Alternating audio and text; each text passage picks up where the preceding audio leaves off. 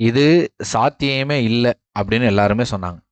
Family, friends, ஏன் என்னோட teachers எல்லாருமே சொன்னாங்க. இந்த 20 நாளுல கண்டிப்பா டெட் தாள் 2 பாஸ் பண்றது ரொம்ப கடினம் அப்படின்னு சொன்னாங்க. ஏன்னா, அதோட சிலபஸ் ரொம்ப பெருசு. நெறைய பேரு வருடக்கணக்கா 6 மாத காலமாவோ, இல்ல வருடக்கணக்காவோ பயிற்சி பண்ணிட்டு இருக்காங்க. 20 நாளுல கண்டிப்பா உன்னால பாஸ் பண்ணவே முடியாதுன்னு சொன்னாங்க.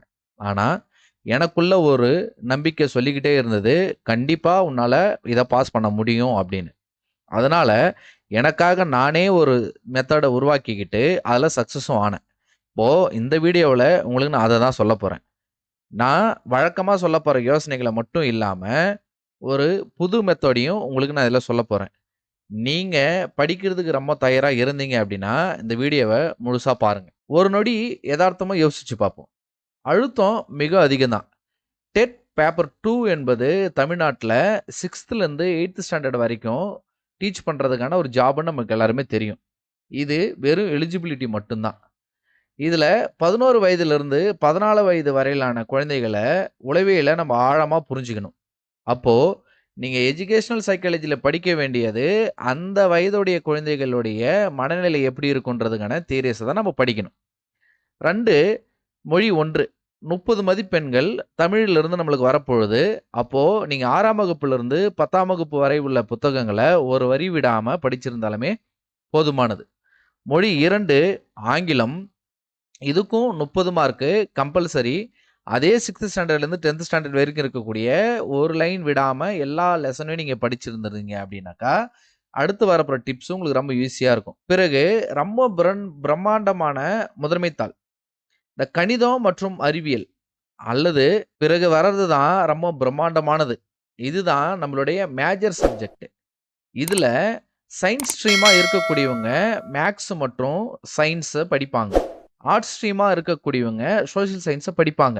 இதுக்கு மொத்தம் 60 மதிப்பெண்கள் நமக்கு குடுக்குறாங்க. ஆக மொத்தம் 150 கேள்வி, 150 மதிப்பெண். இந்த பாடங்களின் அளவு மட்டுமே உங்கள வந்து பயமுறுத்துமே தவிர்த்துட்டு, இந்த சமூக அறிவியல் பாடத்த பொறுத்தவரைக்கும் நீங்க ஞாபகம் வச்சுக்க வேண்டியது, வரலாறு, புவியியல், குடிமியல், பொருளாதாரம் தான் நம்ம வந்து நெனச்சுக்கிட்டு இருப்போம். ஆனா, நீங்க இது எல்லாத்தையுமே ஒவ்வொரு தனி எக்ஸாம்ன்னு பார்க்காம, 6வதுலருந்து 8வது வரைக்கும் இருக்கக்கூடிய புத்தகங்கள். முதல்ல படிங்க. அதோடைய எலாபரேட்டட் வெர்ஷன் தான் 9த் அண்ட் 10த்ல இருக்கு. இல்லையா? தலைகீழா படிங்க. 9த் அண்ட் 10த் புக்க ஃபர்ஸ்ட்டு படிங்க. அதுக்கப்புறமா நீங்க 6, 7, 8க்கு போனீங்க அப்படின்னா, ரொம்ப சுலபமா இருக்கும். வெறும் 20 நாள் தான் இருக்கு. இந்த 20 நாள் இருக்கக்கூடிய நிலைமையில, ஒவ்வொரு புத்தகத்தையும் அட்டை முதல் அட்டை படிப்பது தோல்வி கண்டிப்பா வழிவகுக்கும். எல்லார விட அதிகமா படிக்க முடியாது என்பத நான் புரிஞ்சுக்கிட்டேன். ஆனா, அப்படி செய்ய வேண்டியதில்லை என்பத நான் உணர்ந்தேன். ஏன்னா, அவர்கள விட புத்திசாலித்தனமா நம்ம செயல்படணும். அதாவது எந்த ஒரு அமைப்பு நீங்க உருவாக்குறீங்களோ, அந்த அமைப்பு மத்தவங்க யாரும் பின்பற்றக்கூடாத ஒரு அமைப்பா இருக்கணும். இல்ல அவங்க யாரும் அத பின்பற்ற முடியாத ஒரு அமைப்பா இருக்கணும். அந்த மாரி இருந்துச்சு அப்டின்னா, நீங்க நிச்சயம் வெற்றி பெறலாம். அடுத்தது இந்த ரிவர்ஸ் இன்ஜினியரிங் அப்டின்றத நம்ம ரெகுலரா சொல்லிக்கிட்டே தான் இருக்கிறோம். சரி. என்னுடைய முதல் மற்றும் மிக முக்கியமான படி, நான் ரிவர்ஸ் இன்ஜினியரிங் பண்ணது தான். பாடப்புத்தகங்கள மறந்துருங்க. 2 முழு நாட்களுக்கு எந்த ஒரு புத்தகத்தையும் படிக்காதீங்க, தொடாதீங்க. அதுக்கு பதிலா கடந்த 5 ஆண்டுகால டெட் கொஸ்டின் பேப்பர எடுங்க. அவற்ற நீங்க நல்லா ஆராய்ச்சி பண்ணுங்க. இப்போ நான் தெளிவா சொல்றேன். இது பழைய வினாத்தாள்கள தீர்ப்பது மட்டும் அல்ல. இது ஒரு பயிற்சி. இது ஒரு பகுப்பாய்வு. நான் ஒரு நோட்டு புத்தகத்த எடுத்து, அத நம்ம 4 பிரிவுகளா பிரித்தேன். கற்பித்தல் முறை, எஜுகேஷனல் மெத்தட்ஸ் என்னென்ன இருக்கு? தமிழ், இங்கிலீஷ் மற்றும் என்னுடைய மேஜர் சப்ஜெக்ட் விச் மீன்ஸ் அது சமூக அறிவியலா இருக்கலாம், இல்ல சயின்ஸா இருக்கலாம். சயின்ஸ் அண்ட் மேத்ஸா இருக்கலாம். இதுல சரியான தலைப்பு மற்றும் துணை தலைப்பிலிருந்து எது எதெல்லாம் வந்திருக்குதுன்னு ஃபர்ஸ்ட் நோட் பண்ணுங்க. இந்த 2 நாளுல. உதாரணமா, எஜுகேஷனல் சைக்காலஜிலிருந்து இல்ல எஜுகேஷனல் மெத்தடாலஜில இருந்து என்னென்ன கொஸ்டின் வந்திருக்குது அப்படின்னு பாருங்க. கற்றல் கோட்பாடுகள், குறிப்பா பியாஜே, கோல்பர்க் இந்த மாரி வந்திருப்பாங்க. அத தனித்தனியா எடுத்து எழுதுங்க. அப்போ இவங்கள உள்ளடக்கிய கல்வி உளவியலுக்கு உண்டான சோர்சஸ் எங்கிருந்து நம்ம எடுக்கணும் அப்படின்றத நீங்க ஃபர்ஸ்ட் கண்டுபிடிங்க. ஒருவேள நீங்க சமூக அறிவியல படிக்கிறீங்க அப்படின்னாக்கா, வரலாற்று வினாக்கள் எது எதிலிருந்து வந்திருக்குன்னு பாருங்க. தேசிய இயக்கம், குப்தர் காலம், அதிலிருந்து மீண்டும் மீண்டும் வந்த கேள்விகள் என்னென்ன? புவியியல்ல ஏதாவது கொஷின் நீங்கள் புக்கில் பார்த்த கொஷின்ஸ் ஏதாவது அதில் இருக்கா அப்படின்னு பாருங்கள். இது இல்லாமல் சூரிய குடும்பம், காலநிலை, இந்தியன் எக்கனாமி போன்ற கொஷின்களை நீங்கள் ரொம்ப டீப்பாக பாருங்கள். உங்களுடைய நோட்டு புத்தகத்துக்கு பதிலாக நீங்கள் உங்களுடைய நோட்ஸை மட்டுமே நம்பியிருங்க. அது ஒரு வரைபடமாக நீங்கள் மேக் பண்ணிக்கோங்க. இந்த ஒரு பகுப்பாய்வு 2 மாயாஜாலங்களை செஞ்சுது. முதல்ல இது மிகப்பெரிய பாடத்திட்டத்தை கிட்டத்தட்ட 60% குறைச்சது. 10 ஆண்டுகளுக்கு ஒரு முறை வரும் தெளிவற்ற தலைப்புகளை நான் ஒரு நொடியும் வீணாக்க விரும்பல. டிஆர்பி தெளிவாக நம்மளுக்கு சொல்ல வர்றது சிலபஸ்ல இருந்து தான் கேள்வி வரும். குறிப்பா டெட்டை பொறுத்த வரைக்கும் புத்தகத்துல இருந்து கேள்வி வெளியிலே போகவே போகாது. நீங்க ரெட்ல என்னென்ன கொஸ்டின்ஸ் எல்லாம் மார்க் பண்ணியிருக்கிறீங்களோ அது எல்லாத்தையும் முழு ஆற்றலை கொண்டு ரொம்ப தெளிவா படிங்க. 2வது எது என்பதை ஒரு மார்க் பண்ணி வைங்க. பச்சை கலர்ல ஸ்கெட்சில் இருக்கக்கூடியது எல்லாத்துக்கும் 2வது முக்கியத்துவம் கொடுங்க. அடுத்தது இந்த ஃபோக்கஸ்டு ஸ்ப்ரிண்ட். ஃபோக்கஸ்டு ஸ்ப்ரிண்ட்ன்றது என்ன அப்படின்னா, நான் ஒரு வரைபடத்தை ஒன்று பெற்றுட்டேன். 2வதா படிக்கிறதுக்கு போனேன். இது கவனமாக நுட்பமான ஒரு ஓட்டம். குறைந்த நேரத்தில் மக்கள் செய்யும் மிகப்பெரிய தவறு நீண்ட நேரம் படித்து சீக்கிரமாக சோர்வாகிறது தான். உங்களுக்கு தெரியும், நீங்கள் 10 மணி நேரம் அமர்ந்திருந்தீங்க அப்படின்னா உங்கள் மனம் அலைப்பாயும். உங்கள் தொலைபேசியை எடுத்து எடுத்து பார்ப்பீங்க. மேலும் நீங்கள் கிட்டத்தட்ட எதையும் நினைவில் வச்சிருக்க மாட்டீங்க. 20 நாட்களில் ஒவ்வொரு நிமிடமும் கணக்கில் கொள்ளப்படும். இப்போ நான் சொல்கிற இந்த நுட்பத்தை தீவிரமாக பயன்படுத்துங்க. இது கால அளவை பற்றியது அல்ல, நம்ம எவ்வளோ நேரம் ரொம்ப ஃபோக்கஸ்டாக படிக்கிறோன்றதை பற்றி. ஒரு பொதுவான நாள் எப்படி இருக்கும் அப்படின்னு பார்த்துக்கோங்க. முதல் சைக்கிள், அதாவது ஃபர்ஸ்ட் சைக்கிள், அந்த டேவோடைய ஃபர்ஸ்ட் சைக்கிள் எடுத்துக்கோங்க. அந்த டேவோடைய ஃபர்ஸ்ட் சைக்கிளில் ஃபர்ஸ்ட் 15 மினிட்ஸ் எஜுகேஷனல் சைக்காலஜியை படிங்க. பியாஜியை பற்றி படிங்க, கோல்புக்கை பற்றி படிங்க, பாவ்லோவை பற்றி படிங்க. இந்த மாதிரி முதல் 50 நிமிடம் படிங்க.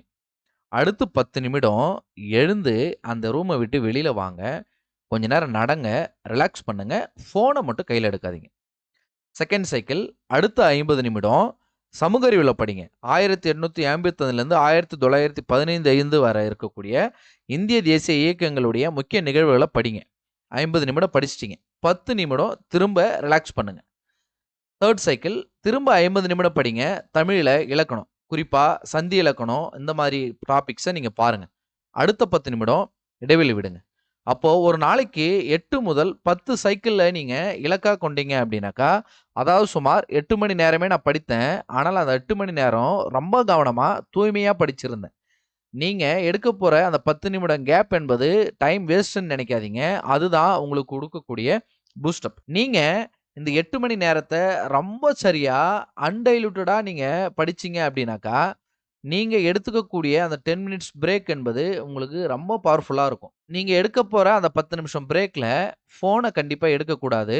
நீங்கள் படிச்சதை பற்றி ரீகால் பண்ணி பாருங்கள். இல்லை உங்களுக்கு கூட ஃப்ரெண்ட்ஸ் கூட டிஸ்கஸ் பண்ணி பாருங்கள். இந்த 8 மணி நேரம் தவிர்த்துட்டு மீதி இருக்கக்கூடிய நேரத்தில் நீங்கள் சாப்பிட்றது, தூங்குறது, இல்லை ரிவைஸ் பண்ணுறது, இல்லை அடுத்த மெட்டீரியலுக்கு இன்ஃபர்மேஷனை சேகரிக்கிறது, முக்கியமான தலைப்பை கோடிடுறது, இந்த மாதிரி வேலைகளை தான் செய்யணுமே தவிர்த்துட்டு இந்த 8 மணி நேரம் தவிர்த்துட்டு நீங்கள் அதிகமாக போயிட்டு படிக்கணும்னு அவசியமே கிடையாது. இப்போது இதுவரை நம்ம பார்த்துட்டு வந்ததில் உங்களுக்கு ஏதாவது யூஸ்ஃபுல்லாக இருக்கும்னு நீங்கள் நினச்சிங்க அப்படின்னா மறக்காமல் பெல் ஐக்கானை ப்ரெஸ் பண்ணுங்கள். கீழே கமெண்ட்டில் உங்களுக்கு நெக்ஸ்ட் என்ன மாதிரியான வீடியோ வேணும்னு போஸ்ட் பண்ணுங்கள். அடுத்தது ஆக்டிவ் ரீகால். இந்த ஆக்டிவ் ரீகால் என்பது தகவல்களை உங்கள் மூளைக்கு செயலற்ற முறையில் வைப்பதற்கு பதிலாக அவற்றை உங்கள் மூளையிலிருந்து வெளியே இழுப்பதற்கு ஒரு ஆடம்பரமான ஒரு சொல். ஒவ்வொரு 5 நிமிட படிப்பிற்கு பிறகு நீங்கள் 10 நிமிடம் ஓய்வு எடுத்தீங்கல்ல, இந்த 10 நிமிட ஓய்வு உங்களை மூளையிலிருந்து தகவலை வெளிக்கொண்டு வர்றதுக்கு வெகுவாக உதவி பண்ணும். உதாரணமாக, நான் பொருளாதாரத்தில் ஆர்பிஐயின் செயல்பாடுகளை பற்றி படித்திருந்தேன். நான் எழுந்து நின்று, சரி மாணவர்களே, இந்திய ரிசர்வ் வங்கிக்கு 3 முக்கிய வேலைகள் உள்ளன. முதலாவது, நமது பணத்தை வெளியிடுகிறது. 2வது, அது அரசாங்கத்தின் வங்கி. 3வது, அது கடனை கட்டுப்படுத்துகிறது என்று சொல்லுவேன். இது 2 மாயாஜாலங்களை செய்கிறது. முதல்ல உங்களுக்கு என்ன தெரியாது என்பதை நீங்கள் உடனடியாக கண்டுபிடிப்பீங்க. இப்போ நான் 3 ஸ்டெப் சொன்னேன்ல, அதில் ஏதோ ஒரு ஸ்டெப்பை நீங்கள் மறந்துருந்தீங்க, அதை உங்களுக்கு சொல்கிறதுக்கு வரல அப்படின்னா அதை நீங்கள் கண்டிப்பாக அப்போவே ரீகால் பண்ணிவிடுவீங்க. ஒரு வாக்கியத்தை படிச்சிடுறீங்க, அதை புரிஞ்சுக்கிறீங்க, எப்படி நினைவில் வைப்பது என்பதை எளிதாக புரிஞ்சுக்கிறீங்க. ஆனால் நீங்கள் உண்மையிலே புரிந்து கொள்ளாத டாபிக் என்ன அப்படின்றத நீங்கள் அப்போ தான் புரிஞ்சுப்பீங்க. வரலாற்று தேதிகள் அல்லது அறிவியல் சொற்கள் போன்ற உண்மைகள் நிறைந்த விஷயங்களை நம்ம எளிய ஃப்ளாஷ் கார்டுகள் மூலிமா ஈஸியாக ஞாபகம் வச்சுக்கலாம். இந்த ஃப்ளாஷ் கார்டு அப்படின்றது உங்களுக்கு ரொம்ப ரொம்ப ஹெல்ப் பண்ணும். பிஜிடிஆர்பியில் நிறையா நண்பர்கள் என்கிட்ட பர்சனலாக சொன்னது இது ரொம்ப ஹெல்ப் பண்ணுச்சுன்னு சொல்லிட்டு. நீங்கள் நல்லா இதை கேளுங்க. டெட்டில் நம்மளுக்கு நெகட்டிவ் மார்க்கிங் கிடையாது. அதனால நீங்க எத பத்தியும் பயப்பட வேண்டாம். நீங்க உங்களுக்கு நீங்களே டீச் பண்ணிக்கிட்டீங்க. உங்களுக்கு நீங்களே சில விஷயங்கள மெருகேற்றிக்கிட்டீங்க. நீங்க இப்போ செய்ய வேண்டிய ஒரு விஷயம் ஒண்ணே ஒண்ணு, எக்ஸாம் ஹால் உள்ள நுழைஞ்சதும் ரொம்ப காமன் கம்போஸ்டா நீங்க எக்ஸாம் எழுதுறது தான். ஆக இந்த முறைய நீங்க முற்றிலுமா பயன்படுத்துனீங்க அப்படின்னாக்கா, இந்த 20 நாள்ல நீங்க நிச்சயமா உங்களுடைய தேர்வு பயத்திலருந்து வெளிவந்து, கண்டிப்பா இந்த வாட்டி நீங்க டெட் பேப்பர் 2வ பாஸ் ஆயிட்டு, யுஜிடிஆர்பி என்ற நியமனத் தேர்வுக்கு நீங்க தகுதி பெறுவீங்க. ஃபர்ஸ்ட்டு ரிவர்ஸ் இன்ஜினியரிங் பண்ணுங்க. அடுத்தது ஆக்டிவ் ரீகால் பண்ணுங்க. அப்புறம் கவனமான, நுட்பமான செய்திகள சேகரிங்க. குறுகிய காலத்தில டெட் பேப்பர் 2வ நீங்க தேர்ச்சி பெறுவது என்பது ஒரு மாயாஜாலம் இல்ல. இது ஒரு யுக்தி. நீங்க இந்த மெத்தட கண்டிப்பா ஃபாலோ பண்ணுங்க. நிச்சயம் உங்களுக்கான வழி பிறக்கும். அண்ட் தேங்க்ஸ் ஃபார் வாட்சிங் அண்ட் கீப் சப்போர்ட்டிங்.